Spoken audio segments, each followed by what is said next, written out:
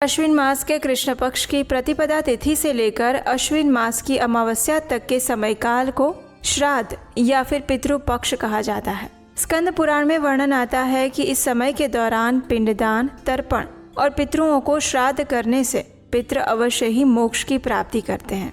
और ऐसा ही पवित्र श्राद्ध का समय बस कुछ ही दिनों में आने वाला है।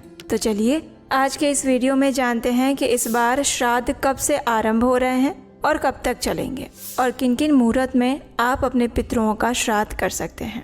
तो आइए आज का श्राद्ध कब है विशेष वीडियो आरंभ करते हैं। इस बार वर्ष 2025 में श्राद्ध पक्ष आरंभ हो रहा है 8 सितंबर 2025 सोमवार के दिन से और ये पूरा हो रहा है 21 सितंबर 2025 रविवार के दिन।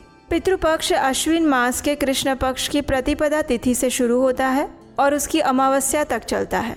इसे महालय अमावस्या भी कहा जाता है। अनेक स्थानों पर पितृपक्ष की शुरुआत भाद्रपद पूर्णिमा से भी की जाती है, जिसे श्राद्ध पूर्णिमा कहते हैं। लेकिन श्राद्ध पूर्णिमा के दिन सामान्य मनुष्यों का श्राद्ध नहीं किया जाता। इस पूर्णिमा पर सिर्फ ऋषि मुनियों के लिए तर्पण किए जाते हैं और इसलिए सामान्य जन के लिए अश्विन मास के कृष्ण पक्ष की प्रतिपदा तिथि से यानी कि 8 सितंबर से इस बार श्राद्ध पक्ष आरंभ हो जाएगा। इसे हम पितृपक्ष के नाम से भी जानते हैं। इस श्राद्ध पक्ष के दौरान आप अपने पितरों की मृत्यु तिथि के अनुसार उस दिन पर उनकी श्राद्ध क्रिया कर सकते हैं। वैसे तो मास में आने वाली अमावस्या तिथि श्राद्ध कर्म करने के लिए सबसे उत्तम बताई गई है, लेकिन पितृपक्ष में अपने पितरों की तिथि के अनुसार श्राद्ध करना चाहिए। अगर तिथि ज्ञात ना हो तो सर्व पितृ अमावस्या के दिन श्राद्ध क्रिया की जा सकती है। और ऐसा नहीं है कि हम सिर्फ सामान्य मनुष्य ही पितरों की श्राद्ध क्रिया करते हैं, अपितु भगवान श्री रामचंद्र जी ने भी अपने पिता दशरथ महाराज का श्राद्ध कर्म किया था।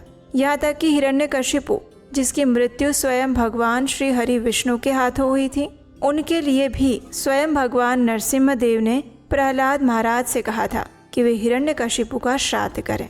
तो इस प्रकार से हम देख सकते हैं कि पौराणिक महत्व के अनुसार भी श्राद्ध पक्ष का बहुत ज्यादा महत्व है। इस समय अवधि के दौरान श्राद्ध के लिए जल, दूध, काले तिल, जौ और कुश से तर्पण करना उत्तम बताया गया है। पितरों की तिथि में श्रद्धा पूर्वक हृदय से स्नान करने के बाद पितरों के लिए अर्पित किए जाने वाला तिल मिश्रित जल भी उनके लिए अक्षय तृप्ति का माध्यम बनता है। श्राद्ध पक्ष में जो भी स्नान करके पितरों के उद्देश्य से तिल और दर्भ मिश्रित जल अर्पित करता है वो परम गति को प्राप्त करता है। इस समय अवधि में स्नान, जप, होम, पितृतर्पण और पितरों के निमित्त दान करने से अक्षय पुण्य फल की प्राप्ति होती है और इसीलिए जो भी मनुष्य इस धरातल पर जन्म लेता है उसे अपने पूर्वजों को तृप्त करने के लिए श्राद्ध कर्म अवश्य करने चाहिए।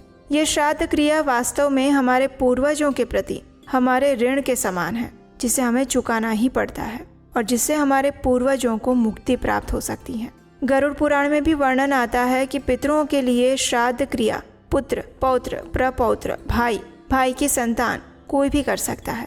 अगर पितृकुल में कोई भी नहीं है तो मातृकुल का कोई भी व्यक्ति अपने पितरों का श्राद्ध कर सकता है और अगर मातृकुल में भी कोई ना बचे तो स्त्रियां श्राद्ध कर्म कर सकती हैं। और अगर मृतक व्यक्ति के किसी भी कुल में कोई भी व्यक्ति ना बचा हो तो उस मृत व्यक्ति के धन से राजा स्वयं ही उसका श्राद्ध करवाएं, लेकिन श्राद्ध करवाना अत्यंत आवश्यक है। स्कंद पुराण में वर्णन आता है कि पितरों का श्राद्ध उत्तम कर्मों से अर्जित धन से करना चाहिए। छल, कपट और चोरी से अर्जित धन द्वारा कभी श्राद्ध नहीं करना चाहिए। आइए अब देखते हैं कि श्राद्ध कैसे करना चाहिए। तो सबसे पहले तो संध्या के समय में काम और क्रोध से रहित होकर, शुद्ध होकर श्राद्ध के योग्य श्रेष्ठ ब्रह्मचर्य पालन करने वाले ब्राह्मणों को आमंत्रित करें। अगर इस प्रकार के ब्राह्मण ना मिले तो ऐसे में ब्रह्मज्ञानी, अग्निहोत्री और वेदों में पारंगत गृहस्थ ब्राह्मण को ही आमंत्रित करें। जिन ब्राह्मणों का कोई अंग भंग ना हो, जो स्वस्थ हो, जिनका आहार संयमित हो और जो शुद्ध हो, वे श्राद्ध के लिए श्रेष्ठ होते हैं। इस श्राद्ध प्रक्रिया में योग्य ब्राह्मणों को भोजन करवाना चाहिए और उन्हें दक्षिणा देनी चाहिए, क्योंकि अगर श्राद्ध कर्म में कोई मंत्र, काल अथवा विधि आदि में त्रुटि रह जाए तो उसकी पूर्ति पर्याप्त दक्षिणा देने से हो जाती है। इसलिए विद्वान पुरुष को दक्षिणा रहित श्राद्ध कदापि नहीं करना चाहिए। पितरों के लिए श्राद्ध और पिंडदान करने के बाद पितरों के निमित्त सुयोग्य व्यक्ति को दान देना चाहिए। गाय, कुत्ते, कौवे आदि को भोजन करवाना चाहिए। पितृपक्ष में संभव हो तो पितृ स्तोत्र का पाठ करना चाहिए, जिससे पितरों को शांति मिलती है। पितृपक्ष की ये 15 दिनों की अवधि अत्यंत पावन होती है, इसलिए इस समय में अपने मन और वाणी में संयम रखना चाहिए। क्रोध, ईर्ष्या, द्वेष इत्यादि के विकारों का त्याग देना चाहिए। असत्य, कटु वचन इत्यादि नहीं बोलने चाहिए और सात्विक भोजन ही ग्रहण करना चाहिए। इन 15 दिनों में कोई भी शुभ कार्य जैसे कि विवाह, गृह प्रवेश, जनेऊ, मांगलिक कार्य इत्यादि नहीं किए जाते। कई लोग तो इस समय के दौरान बाल और नाखून भी नहीं कटवाते।